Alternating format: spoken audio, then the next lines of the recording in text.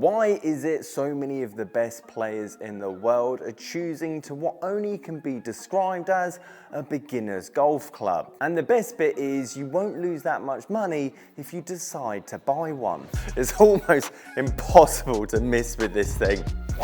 No wonder no one wanted to buy this thing. But look at the backspin difference. So at this point, you're probably sold. So what's the downsides? However, I have two other golf clubs that I want to test against the quote beginner's golf club, with one of them being TaylorMade's biggest flop when it comes to development in golf tech. The main reason being good, bad, or downright ugly.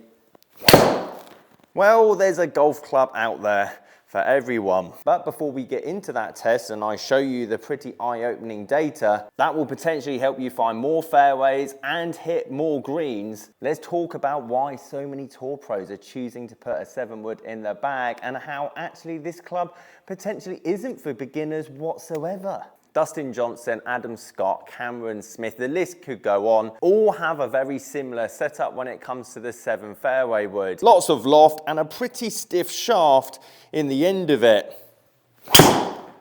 It's almost impossible to miss with this thing, and I'll explain why. I saw a great article from Golf Digest that had Arcos data and players using the 7 fairway wood handicap ranges from scratch to 25. The 7 fairway wood, in terms of finding the green, was almost 70% more effective. And I'm not surprised, as I've always said, a club that produces a load of backspin is more likely to go forward and straight. It's the same reason why you guys would struggle to hit your pitching wedge 40 yards offline.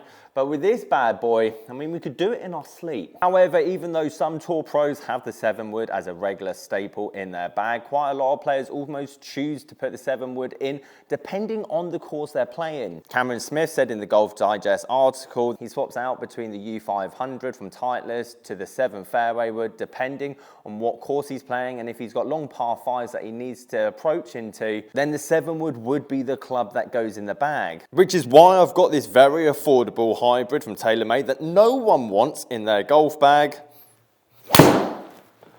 Mainly because these two clubs couldn't be further apart from each other, even though they're the same exact loft. But unlike Cameron Smith, a lot of us couldn't care less about launch angle or descent angle. We just want something that's going to go forward. And as the Golf Digest article goes on to explain, the 7-wood's easier to hit out the rough. The bigger head makes it more forgiving of off-center hits, and it's a longer shaft. Therefore, you're going to get a bit more clubhead speed. So at this point, you're probably sold.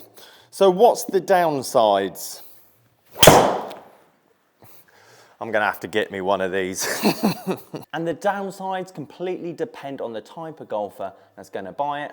That's what I'm going to show you now. The first collective downside is the scarcity of 7-woods in general, and I'll show you some examples of it. I'll show you a listing of two, let's say, TaylorMade fairway woods side by side. One's a 3-wood, which there's abundance of. Tons of stock in pro shops up and down the country because they have to pre-order them anyway, and very rarely you pre-ordering stiff, regular, X-stiff 7-woods. And on the left-hand side, you can notice the price difference between the two of them. And even though I'm going to show you how to get a cheaper 7-wood in your bag towards the end of this video, can't overlook the problem of finding the right head and the right shaft within your budget is going to be somewhat of a challenge. And it's why I said at the start of this video that if you buy one of these clubs, see it as an investment. Because they're so scarce, if you get one in decent condition, you're not going to lose any money on buying it. I'd almost go as far as saying buying a brand new 7-wood in the wrapper is the safest investment of any golf club out on the market, second to maybe Scotty Cameron putters. The point is, I'm all about saving you guys money, and if you spend X amount and you use it and you don't like it, or you think, Simon, you are talking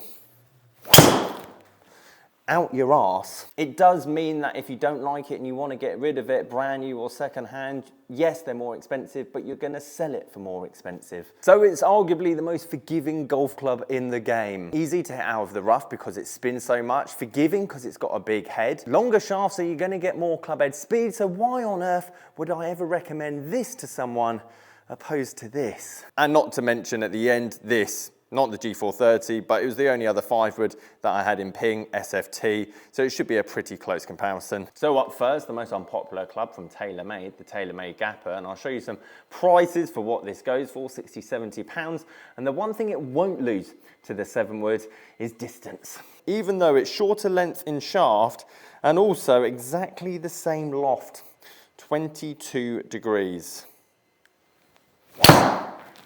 No wonder no one wanted to buy this thing, because it sounds absolutely awful.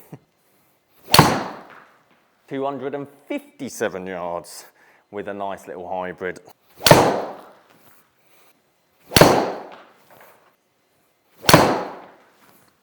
Well, I couldn't really hit those ones much better, to be perfectly honest. Now, at this point, I should probably explain that both of these clubs, the 7-wood and obviously this, have a regular flex shaft. And it's why the Tour Pros would have X stiff in their 7-wood, because the softer the flex, the more, well, the club face wants to close on the way down, as well as add loft. However, if your bad shot's typically out here on the right-hand side, don't be afraid to get these clubs in regular flex, because it's naturally going to close that club face more. However, this 22-degree hybrid, even though TaylorMade called it the high Gapper, certainly doesn't go high, because it's actually really short front to back. And the closer the center of gravity is to the face, so realistically the center of gravity of this club is going to be about here, compared to obviously a fairway wood, which is going to be all the way back here, the more the shaft wants to bend, the more it wants to spin. Point is, the Gapper is reasonably affordable and will go a long way. So if you're looking for a driving iron replacement, adjustable, big name brand from TaylorMade that was £260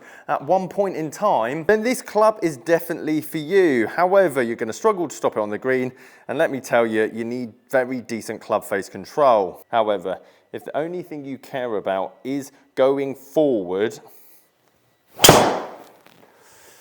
that was hit awful. But it's gone so straight. Look at the spin on it. Could hit this thing straight with my eyes closed. I knew, as soon as I said that, I knew that was going to happen. However, that is a very good shot, and I'll explain why. I've carved it off to the right because the face was way too open, and I had nearly on 1,000 side spin. But because I had so much backspin, it hit the brakes somewhere here. So I'm actually only 40 yards offline from 240 yards out. I mean, I should somewhat still be in play. The point is, the more backspin, the less distance on the right launch angles and the right speed. However, the more backspin, even on the bad shots, the toe strikes, not to mention this is bigger, more forgiving, it's not going to twist as much, more MOI. Whereas the Gapper Rescue is built like a Formula 1 car.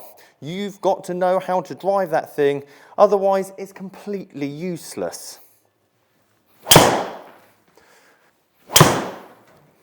That was very heely, but you wouldn't be able to tell. Your playing partners wouldn't be able to tell, and hopefully your scorecard wouldn't be able to tell. Hopefully we're starting to see somewhat of a correlation here, because apart from this one here, look at my grouping. Again, don't worry, no golf club in the world is going to stop that kind of bad shot. But look at my grouping here. I'd say actually with the Gapper, I probably hit it better than I did with a fairway wood. But look at the backspin difference. Average 4,000 with a Gapper, near on 5.5 with the fairway wood. And yes, the Gapper's gone so much further, which is the way we normally determine if a club's good or a club's bad. However, if you're 230, 220, 210, 190, 180, depending on your club head speed, and you want something that's only ever going to go 230, I could hit that as hard as I like and still only go 240 because so much backspin.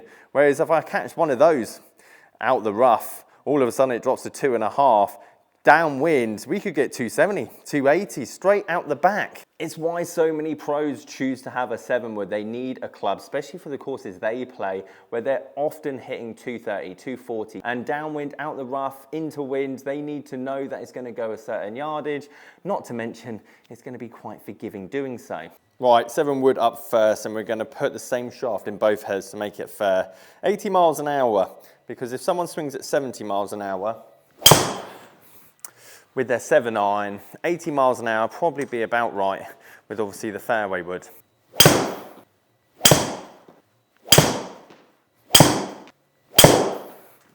Now I'll show you the numbers in a minute, and I've just changed over the 5 wood into the same Ultra shaft that I used for the 7 wood.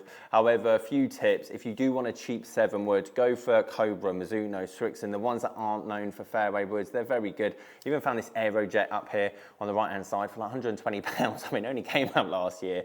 Obviously it's got a senior flex shaft. That's something that I talked about earlier. If you hit it left, that's not going to be good for you, but you could buy a 5 wood shaft, cut it down, and then you've got a relatively affordable 7 wood.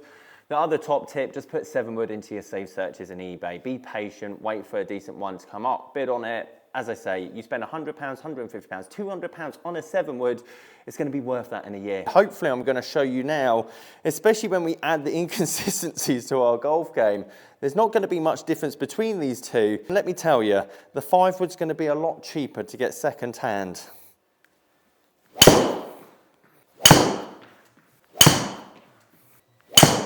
As I appreciate, I'm probably not the best tester because trying to swing at 80 miles an hour is quite challenging for me.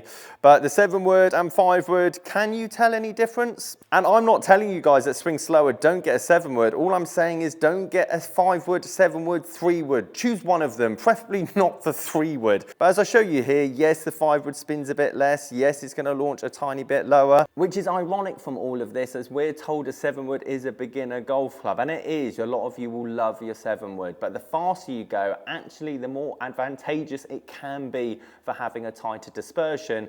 When you're coming down to this loft, if you do want an extra few yards, cranking down the loft is going to help. And if you don't see any major dispersion changes, i.e. you hit this around a blanket, 20-yard dispersion, and you go to a 5 wood for whatever reason, because that's how golf works, and it goes to a 40-yard dispersion, well, the 5-yard gain of this isn't worth that. However, as I've just shown, I don't think that's necessarily going to be the case. Guys, if you've got any questions on your golf bag or your golf game, sasgolfacademy.com, and I'll catch you guys later.